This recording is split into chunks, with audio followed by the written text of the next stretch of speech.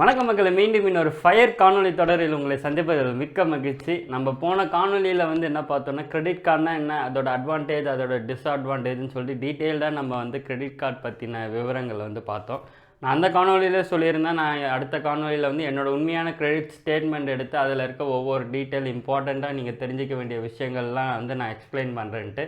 So அதை பற்றி தான் மக்களை இந்த காணொலியில் பார்க்க போகிறோம்.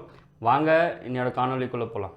நான் என்னோடய கிரெடிட் கார்டை ஒரு 3 செக்ஷனாக பிரித்து வச்சுருக்கேன். ஸோ அந்த 3 செக்ஷன்லேயும் இருக்க இம்பார்ட்டண்ட்டான முக்கியமான டேட்டா என்ன, அந்த டேட்டா என்ன சொல்ல வருது, அந்த டேட்டா மூலமாக நம்ம பண்ண வேண்டிய முக்கியமான விஷயங்கள், நம்ம பண்ணக்கூடாத தவறான விஷயங்கள் எல்லாமே நம்ம இப்போ பார்ப்போம். இப்போ முதல் செக்ஷன் நீங்கள் பார்த்தீங்கன்னா தெரியும். ஸோ இந்த இமேஜில் பார்த்தீங்கன்னா ஸ்டேட்மெண்ட் டேட் June 28, 2022ன்னு சொல்லிட்டு உங்களுக்கு ஒரு நம்பர் தெரியும்.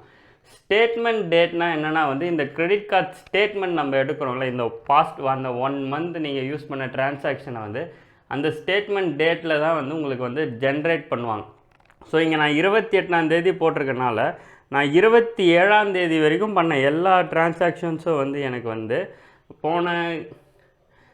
போன மாதம் மே 28லேருந்து ஜூன் 27 வரைக்கும் நான் பண்ண எல்லா டிரான்சாக்ஷனும் எனக்கு இந்த ஸ்டேட்மெண்ட்டில் வரும். ஸோ அதுதான் ஸ்டேட்மெண்ட் டேட். ஸ்டேட்மெண்ட் டேட்டுன்றது ரொம்பவே ஒரு முக்கியமான டேட்டு. ஸோ அதை வச்சு நீங்கள் நிறையா ஒரு சில ஹேக்ஸ்லாம் பண்ணலாம். உங்களோட கிரெடிட் ஸ்கோர் பாதிக்க முடியாத அளவுக்கு ஒரு சில விஷயம்லாம் பண்ணலாம். நான் இப்போ சொல்லியிருப்பேன் போன காணொலியில் 30% மேலே ஆஃப் யுவர் கிரெடிட் லிமிட் நீங்கள் யூஸ் பண்ணக்கூடாதுன்ட்டு. அப்படி நீங்கள் அதை நான் என்னோடய கிரெடிட் லிமிட் பற்றி சொல்லும் போது உங்களுக்கு எக்ஸ்பிளைன் பண்ணுறேன். ஸ்டேட்மெண்ட் டேட்டுன்றது ஞாபகம் வச்சுக்கோங்க, ரொம்பவே ஒரு முக்கியமான டேட். என்றைக்கு உங்கள் கிரெடிட் கார்டு ஸ்டேட்மெண்ட் ஜென்ரேட் ஆகுதுன்றது. அது கீழவே பார்த்தீங்கன்னா பேமெண்ட் டியூ டேட் July 17, 2022. இந்த டியூ டேட்டுன்றதும் இன்னும் ஒரு முக்கியமான விஷயம். ஏன்னா இதுதான் கடைசியான நாள் உங்களுக்கு உண்டான பண பாக்கி பணத்தொகையை நீங்கள் பேங்க்குக்கு அந்த கிரெடிட் கார்டு கம்பெனிக்கு செலுத்த வேண்டிய கடைசி நாள். ஸோ இந்த டேட்டுக்குள்ளே உங்கள் டோட்டல் அமௌண்ட் டியூவை நீங்கள் செலுத்தியே ஆகணும். ஸோ இதுதான் இந்த பேமெண்ட் டியூ டேட்டுன்றது. அடுத்து நீங்கள் அது கீழே பார்த்தீங்கன்னா உங்களுக்கு ஒரு செக்ஷன் இருக்கும், டோட்டல் அமௌண்ட் டியூ அப்படின்னு சொல்லிட்டு ஒன்று இருக்கா, 27,013 ரூபா 95 பைசான்றது. இந்த 27,000 ரூபா தான் கடந்த ஒரு மாதமாக நம்ம செலவு பண்ணியிருக்க அமௌண்ட். நீங்கள் நடுவில் பே பண்ணுற அந்த கிரெடிட்டு டெபிட் எல்லாம் போய் மீதி நீங்கள் ஜூலை 17க்குள்ளே செலுத்த வேண்டிய மொத்த தொகை 27,013 ரூபா அப்படின்ட்டு எனக்கு சொல்கிறாங்க. இந்த இடத்துல நீங்கள் ஒன்று முக்கியமாக ஞாபகம் வச்சுக்க வேண்டிய ஒரு விஷயம்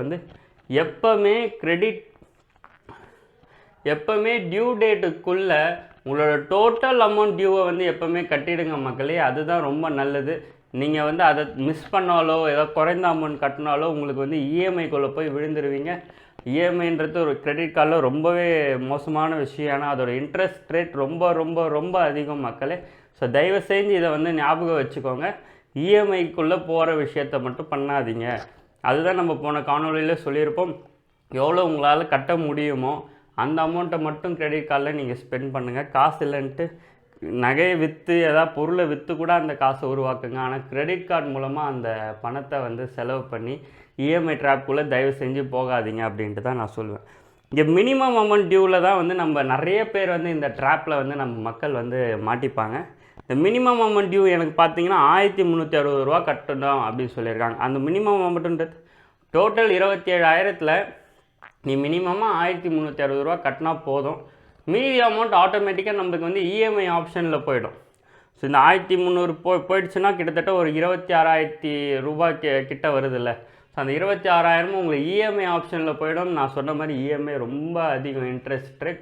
ஸோ எப்போவுமே ஞாபகம் வச்சுக்கோங்க, 100% of the time, not even one time miss பண்ணாமல் 100% ஆஃப் தி டைம் உங்களோட டோட்டல் அமௌண்ட் டியூவை மட்டும் நீங்கள் பே பண்ணுங்கள்.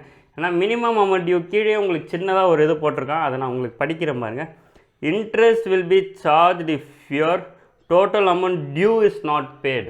இவன் என்ன சொல்கிறான், உங்களோட டோட்டல் அமௌண்ட் டியூவை நீங்கள் பே பண்ணலன்னா உங்களுக்கு நான் இன்ட்ரெஸ்ட் சார்ஜ் பண்ணுவேன்றான். அப்புறம் என்னத்துக்கிட்ட என்ன மினிமம் அமௌண்ட் டியூ நீ கட்ட சொல்கிற அப்படின்ட்டு நம்மளுக்கு தோணும். அங்கே தான் நம்மளுக்கு ஒரு செக் வைக்கிறோம். நீ மினிமமாக இவ்வளோ கட்டணும், ஆனால் நீ மீதி இருக்க டோட்டல் கட்டலைன்னா நான் உனக்கு இன்ட்ரெஸ்ட் போடுவேன்றத அவன் சொல்கிறான். நிறைய பேர் வந்து இது தெரிஞ்சுக்காமல் இந்த மினிமம் அமௌண்ட் டியூவை வந்து கட்டி அந்த இஎம்ஐ ட்ராப்குள்ளே விழுந்து அந்த இஎம்ஐக்கு இஎம்ஐ கட்டுவீங்களா இல்லை அடுத்த மாதம் நீங்கள் செலவு பண்ண போகிறதுக்கு காசு கட்டுவீங்களா அப்படின்ட்டு இந்த சைக்கிள் போக போக போக கடைசியாக என்ன ஆகும்னா வந்து உங்கள் மொத்த சம்பளம் நீங்கள் இந்த இஎம்ஐக்கே கட்டுற மாதிரி ஆகிடும். உங்களோட மந்த்லி எக்ஸ்பென்ஸ் வந்து உங்களால் வந்து கட்டுறதுக்கு உங்கள்கிட்ட பணமே இருக்காது. ஸோ எப்போவுமே டோட்டல் அமௌண்ட் டியூவை கண்டிப்பாக கட்டிடுங்க மக்களே. இதை வந்து தயவு செஞ்சு நல்லாவே ஞாபகம் வச்சுக்கோங்க. அது கீழே வந்து என்னோடய ஸ்பெண்ட் அனாலிசிஸ் கொடுத்துருக்காங்க. அது ஒரு பெரிய விஷயம் கிடையாது. பார்த்தாலே தெரியும் எந்தெந்த கேட்டகரியில் நான் எவ்வளோ ஸ்பெண்ட் பண்ணியிருக்கேன் ஆவரேஜாக அப்படின்ட்டு அந்த ஒரு கிராஃப் டயக்ராம் மாதிரி கொடுத்துருக்காங்க. உங்களுடைய என்டையர் எக்ஸ்பென்ஸ் கிரெடிட் கார்டில் பண்ணுற மக்களுக்கு இது ஓரளவுக்கு உபயோகமாக இருக்கும். பட் இது வந்து நான் அவ்வளோவா இதை பார்க்கவே மாட்டேன், அதான் சொல்லுவேன். அதுக்கு கீழே பார்த்தீங்கன்னா பாயிண்ட்ஸ் அண்ட் 501 பாயிண்ட் நான் ஏர்ன் பண்ணியிருக்கேன் அப்படின்னு சொல்கிறாங்க. நம்ம ஏற்கனவே பேசியிருக்கோம் போன காணொலியில், இந்த கிரெடிட் கார்டு யூஸ் பண்ணனால நம்மளுக்கு வந்து அட்வான்டேஜ் வந்து ரிவார்ட் பாயிண்ட்ஸ் கிடைக்கும். அந்த ரிவார்ட் பாயிண்ட்ஸை வச்சு நம்ம நிறைய விஷயம் வாங்கலாம், பொருளாக வாங்கலாம், ஏதாவது ட்ராவல் பண்ணுறதுக்கு வந்து மைல்ஸாக வந்து ஏர் மைல்ஸாக கன்வெர்ட் பண்ணலாம் அப்படின்ட்டு நிறைய விஷயம் நம்ம பேசியிருப்போம். ஸோ அந்த இதுதான் வந்து இந்த 501 பாயிண்ட்ன்றது என்னோடய ரிவார்ட் அக்கௌண்ட்டுக்கு போய் விழுந்துடும், அக்யூமுலேட் ஆகும். ஸோ அங்கேருந்து நான் எனக்கு வேண்டிய பர்ச்சேஸோ ஏதாவது ஒரு டிரான்சாக்ஷனோ வந்து நான் வந்து பண்ணிக்கலாம். ஸோ இதுதான் வந்து முதல் செக்ஷன். ஸ்டேட்மெண்ட் டேட், என்றைக்கு உங்களோட ஸ்டேட்மெண்ட் எடுக்கிறாங்க, பேமெண்ட் டியூ டேட், என்றைக்குள்ளே நீங்கள் உங்களோட டோட்டல் அமௌண்ட் டியூவை வந்து கட்டணும், டோட்டல் அமௌண்ட் எவ்வளோ டியூ, மினிமம் அமௌண்ட் டியூன்னு காமிப்பான மினிமம் அமௌண்ட் டியூ வந்து பார்க்காதீங்க, always pay your total amount due, then points and. So இதுதான் முதல் செக்ஷன். இப்போ நம்ம ரெண்டாவது செக்ஷன் போவோம். இது வந்து ஒரு முக்கியமான செக்ஷன் அப்படின்னு சொல்லுவேன். அதில் பார்த்தீங்கன்னா ஸ்டேட்மெண்ட் சம்மரி. ப்ரீவியஸ் பேலன்ஸுன்றது நான் போன மாதம் ஸ்டேட்மெண்ட்டில் எனக்கு எவ்வளோ வந்து பேலன்ஸ் வந்து வந்தது அப்படின்ட்டு, ப்ளஸ் இந்த மாதம் நான் எவ்வளோக்கு பர்ச்சேஸ் பண்ணியிருக்கேன்னு பார்த்தீங்கன்னா 27,063 ரூபாய்க்கு பண்ணியிருக்கேன். ப்ளஸ் கேஷ் அட்வான்ஸ், நான் அதாவது கேஷ் வித்ட்ரால் என்னோடய கிரெடிட் கார்டில் பண்ணியிருக்கேனா அப்படின்ட்டு, minus payment or credits. Minus பேமெண்ட்னால் நான் என்னோடய அக்கௌண்ட்டுக்கு எவ்வளோ ரீபே பண்ணியிருக்கேன் கிரெடிட் கார்டு அக்கௌண்ட்டுக்கு அப்படின்ட்டு, அது ஒரு 33,000 சில்லரை வந்து நான் பண்ணியிருக்கேன். ஸோ இது எல்லாம் கூட்டி கழித்து கணக்கு பார்த்தீங்கன்னா உங்களுக்கு நான் சொன்ன டோட்டல் அமௌண்ட் டியூ ஆனால் 27,013 ரூபா 95 பைசா வரும். ஸோ இது இப்படி தான் உங்களோட டோட்டல் அமௌண்ட் டியூ கட்டுறாங்க. நீங்கள் வந்து ஒவ்வொரு வாட்டியும் ஸ்டேட்மெண்ட் ஜென்ரேட் பண்ண அப்புறம் தான் உங்களோட அமௌண்ட்டு கட்டணுமா அப்படின்னு இல்லை. நீங்கள் வந்து நடுவிலே கட்டிடலாம், இல்லை முன்னாடியே கொஞ்சம் கொஞ்சம் அமௌண்ட்டு கையில் இருக்குமா அந்த அமௌண்ட்டும் கட்டலாம். உங்களுக்கு அதெல்லாம் டேலி ஆகி தான் கடைசியாக டோட்டல் அமௌண்ட் டியூன்றது வரும். ஸோ அதை பற்றி நீங்கள் வரி பண்ணவே தேவையில்லை.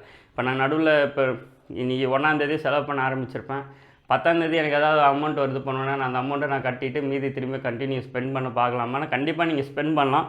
ஆனால் டோட்டல் கிரெடிட் லிமிட் அது கீழே கொடுத்துருக்காங்க பார்த்தீங்களா, 3,10,000 ரூபா. எப்போவுமே ஷுவராக இருங்க, இந்த 3,10,000 ரூபாவை வந்து நீங்கள் தாண்ட மாட்டீங்க அப்படின்ட்டு.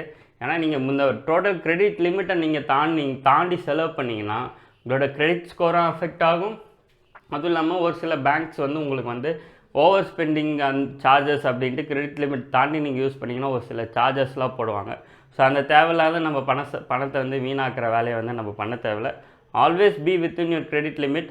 நிறைய பேர் சொல்கிறது என்னென்னா spend maximum 30% of your credit limit அப்படின்வாங்க. அப்படின்னா என்னென்னா வந்து உங்களோட ஸ்டேட்மெண்ட் ஜென்ரேட் ஆகும்போது உங்களோட டோட்டல் அமௌண்ட் டியூ வந்து உங்களோட கிரெடிட் லிமிட்லேருந்து அதிகபட்சம் 30% இருக்கிற மாதிரி காமிச்சிக்கோங்க அப்படின்றாங்க. அதுக்கு தான் நான் பண்ணியிருக்கேன். இப்போ நீங்கள் இந்த 3,10,000 ரூபாயில் நான் 3 லட்சம் ஸ்பெண்ட் பண்ணிட்டேன் இந்த மாதம், எனக்கு இன்னும் 10 நாளில் வந்து ஸ்டேட்மெண்ட் டேட் வருதுன்னா நீங்கள் என்ன பண்ணலன்னா ஒரு 2.5 லட்சம் இப்போ கையில் இருந்ததுன்னா நீங்கள் 2.5 லட்சம் கட்டிட்டிங்கன்னா மீதி 50,000 தான் வந்து உங்களுக்கு டோட்டல் அமௌண்ட் டியூவாக வரும். அந்த 50,000ன்றது உங்களுக்கு டோட்டல் அந்த கிரெடிட் லிமிட்டோட 30% கீழே இருக்கனால உங்களோட கிரெடிட் ஸ்கோர் வந்து பெருசாக அஃபெக்ட் ஆகாது மக்களே. இந்த விஷயம் நீங்கள் ஞாபகம் வச்சுட்டு இந்த விஷயம் நீங்கள் பயன்படுத்தலாம். ஸோ உங்களோட கிரெடிட் ஸ்கோரும் அஃபெக்ட் ஆகாது. உங்களுக்கு வந்து மீதி பணத்தை வந்து ஈஸியாக அடுத்த மாதம் சம்பளம் வந்தாலோ ஏதாவது அமௌண்ட் வந்தாலோ அந்த டியூ டேட்டுக்குள்ளே வந்து நீங்கள் மீதி பணத்தையும் ஈஸியாக வந்து கட்டிடலாம். ஸோ இதை கிரெடிட் லிமிட். அவைலபிள் கிரெடிட்டுன்றது வந்து பார்த்திங்கன்னா இந்த ஸ்டேட்மெண்ட் டேட் நான் ஜென்ரேட் பண்ணிடுறேன். இதுக்கப்புறம் இந்த 3,10,000 மீதி எனக்கு இப்போ எவ்வளோ அவைலபிளாக இருக்குது நான் யூஸ் பண்ணுறதுக்கு அப்படின்றது தான் இந்த 2,82,000 அப்படின்ட்டு காமிக்கிறாங்க. இந்த கேஷ் லிமிட் அவைலபிள் கேஷ்ன்றது இன்னொரு விஷயம் நான் சொல்கிறேன். எப்போவுமே எக்காரணத்து கொண்டும் எந்த தருணத்துலேயும் என்ன ஆனாலும் சரி கிரெடிட் கார்ட்லேருந்து நீங்கள் கேஷ் வித்ட்ரால் வந்து பண்ணாதீங்க. அதுக்கு உண்டான இன்ட்ரெஸ்ட் சார்ஜும் அதிகம், அதுவும் ஒரு தலைவலி பிடிச்ச வேலை, நம்மளுக்கு வந்து ரொம்பவே கஷ்டமான வேலை. ஸோ தயவு செஞ்சு கிரெடிட் கார்ட்லேருந்து கேஷ் வித்ட்ரால் பண்ணாதீங்க. பேங்க் அக்கௌண்ட்டில் பணம் இருந்ததுன்னா பால் மாறாமல் பேங்க்குக்கு போங்க, இல்லைனா யூபிஐ ட்ரான்ஸ்ஃபர் அந்த மாதிரி எக்கச்சக்க ஆப்ஷன் இருக்குது. ஆனால் கிரெடிட் கார்டில் கேஷ் வித்ட்ரால்ன்றது தயவு செஞ்சு நீங்கள் வந்து பண்ணாதீங்க. ஸோ இதுதான் செகண்ட் செக்ஷன். உங்களுக்கு புரிஞ்சிருக்கும்னு நினைக்கிறேன். டோட்டல் அவைலபிள் டு பே, அந்த கிரெடிட் டியூ அமௌண்ட் எப்படி கால்குலேட் பண்ணுறாங்க, அந்த கிரெடிட் லிமிட்னா என்ன, கேஷ் லிமிட்னா என்ன அப்படின்றது உங்களுக்கு வந்து புரிஞ்சிருக்கும்ன்ட்டு நான் நம்புகிறேன். இப்போ கடைசி செக்ஷன் வந்து பார்த்தீங்கன்னா வந்து உங்களோட ஸ்டேட்மெண்ட், என்ன டேட்டில் நீங்கள் என்னென்ன டிரான்சாக்ஷன்ஸ் பண்ணீங்க அப்படின்ட்டு எவ்வளோ அமௌண்ட்டுக்கு பண்ணீங்கன்றது தான் உங்களோட ஸ்டேட்மெண்ட்டு. இந்த ஸ்டேட்மெண்ட்டில் வந்து நீங்கள் பண்ண செலவும் வரும், உங்கள் கிரெடிட் கார்டுக்கு நீங்கள் திரும்பி கட்டின பேமெண்ட்டும் வந்து காமிக்கும். இப்போ பார்த்தீங்கன்னா நான் வந்து ஏர்டெல் பில்லு கட்டியிருக்கேன், அது ஒரு 588 ரூபா, அதுக்கு எனக்கு ஒரு 6 பாயிண்ட் கிடச்சிருக்கு. அதுவே பார்த்தீங்கன்னா 30ஆம் தேதி நான் ஒரு பேமெண்ட் என் அக்கௌண்ட்டுக்கு பண்ணியிருக்கேன், அது ஒரு 33,800 பண்ணியிருக்கேன். ஸோ அந்த அமௌண்ட்டு கிரெடிட்டில் வந்து கொஞ்சம் டிஃப்ரெண்ட் கலரில் வந்து உங்களுக்கு காமிக்கும். இதுதான் உங்களுக்கு ஸ்டேட்மெண்ட் டேட். ஸ்டேட்மெண்ட் வந்து செக் பண்ணுங்கள். நீங்கள் இன்டர்நேஷ்னல் ட்ரான்சாக்ஷன்லாம் ஆன் பண்ணி வச்சுருந்தீங்கன்னா ஆஃப் பண்ணி வச்சுக்கோங்கன்ட்டு சொல்லுவேன். அப்படி இல்லை நான் அடிக்கடி ட்ரான்சாக்ஷன் பண்ணுவேன்னா உங்களோட ஸ்டேட்மெண்ட் வந்து நீங்கள் செக் பண்ணுறது வந்து ரொம்பவே முக்கியமான விஷயம். நம்மளுக்கே தெரியாமல் ஒரு சில டிரான்சாக்ஷன் ஏதாவது நடந்திருக்க வாய்ப்பு இருக்குது. இது வரைக்கும் எனக்கு அந்த பிரச்சனை வந்ததில்லை, நான் நல்ல வேலை. பட் உங்களோட ஸ்டேட்மெண்ட் செக் பண்ணுறது ஒரு நல்ல விஷயம் அப்படின்ட்டு நான் வந்து சொல்லுவேன். ஸோ இதெல்லாம் தான் மக்களே ஒரு உண்மையான கிரெடிட் கார்டு ஸ்டேட்மெண்ட்டில் வந்து இதுதான் இருக்கும். என்னோடய ஆக்சுவல் கிரெடிட் கார்டு ஸ்டேட்மெண்ட் தான் இது. நான் இமேஜ் கூகுள்லேருந்து எதுவுமே எடுத்து போடல. என்னோடய உண்மையான கிரெடிட் கார்டு ஸ்டேட்மெண்ட் இது. இந்த கிரெடிட் கார்டு சம்மந்தப்பட்ட ஏதாவது டவுட் இருந்ததுன்னா கீழே கருத்துரை பகுதியில் சொல்லுங்கள். உங்கள் ஃப்ரெண்டு யாராவது கிரெடிட் கார்டு ட்ராப்புல் இந்த மாதிரி போய் விழுந்திருந்து கிரெடிட் கார்டு இப்போ தான் யூஸ் பண்ண ஆரம்பிச்சிருக்காங்க, இல்லை யூஸ் பண்ணணும்னு நினைக்கிறாங்க, அதை பற்றின புரிதல் இல்லைன்னா இந்த காணொலி அவங்களோட பகிருங்க. இந்த நம்ம வெல்த் மேனேஜ்மெண்ட் சீரீஸை வந்து எல்லாரோடையும் பகிருங்க, எல்லோரும் வந்து தெரிஞ்சுக்கிட்டோம், ஒன்றாவே சேர்ந்து நம்ம க்ரோவ் ஆகும். இந்த காணொலி உங்களுக்கு பிடிச்சிருக்கோன்னு நினைக்கிற மக்களே, இந்த காணொலி உங்களுக்கு பயனுள்ளதாக இருந்திருக்கும்ன்ட்டு நான் நம்புகிறேன். இதே மாதிரி மீண்டும் வேறு ஒரு தருணத்தில் வேறு ஒரு காணொலியில் உங்களை சந்திக்கிறேன். நமது சாகசங்கள் தொடரும், காத்திருங்கள். நன்றி, வணக்கம். இன்ஸ்டாகிராமில் ஃபாலோ பண்ணால் போய் ஃபாலோ பண்ணுங்கள். உடனுக்குடன் ட்ராவல் அப்டேட்ஸ், ரீல்ஸ், போஸ்ட் எல்லாமே இன்ஸ்டாகிராமில் வருது. நம்ம மற்ற ட்ராவல் பிளேலிஸ்ட் லிங்க்கும் வந்து கீழே டிஸ்கிரிப்ஷனில் தரேன், மறக்காமல் போய் செக் பண்ணி பாருங்கள். எல்லா லிங்க்கும் வந்து உங்களுக்கு கீழே டிஸ்கிரிப்ஷனில் இருக்குது.